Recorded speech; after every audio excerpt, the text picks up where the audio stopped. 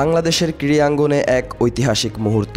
প্রথমবারের মতো AFC women's Asian কাপের মূল পর্বে জায়গা করে নিয়েছে বাংলাদেশ নারী ফুটবল দল। অনেকের মতে এটি দেশের ফুটবল ইতিহাসের অন্যতম বড় অর্জন, আবার কারো কাছে তো এটি বাংলাদেশের ক্রীড়াক্ষেত্রের সবচেয়ে বড় ঘটনাগুলোর একটি। র্যাঙ্কিংয়ে অনেক এগিয়ে থাকা মায়ানমারকে হারিয়ে ঋতুপর্ণা আফইদারা নিশ্চিত করে ফেলেছে এশিয়ান কাপের মূল পর্বের খেলা। এখন এই এশিয়ান কাপ থেকে বিশ্বকাপ খেলার দ্বারও খুলে যেতে পারে। এশিয়ান কাপ আবার বিশ্বকাপের বাছাই পর্ব হিসেবেও কাজ করে। 12 দলের এই আসরের সেরা 6 দল সরাসরি বিশ্বকাপে অংশ নিতে পারবে, সেরা 8 দল খেলতে পারবে অলিম্পিকে। তবে সেরা 6 দলে না থাকলেও বিশ্বকাপ খেলার সুযোগ থাকছে। সেক্ষেত্রে 7 ও 8 নম্বর দলকে পার হতে হবে ইন্টারকন্টিনেন্টাল প্লে অফের বাধা। এশিয়ান কাপ আগে থেকেই নিশ্চিত ছিল অস্ট্রেলিয়া, চীন, জাপান ও দক্ষিণ কোরিয়ার। বাংলাদেশ পঞ্চম দল হিসেবে নিশ্চিত করে নেয় তাদের জায়গা।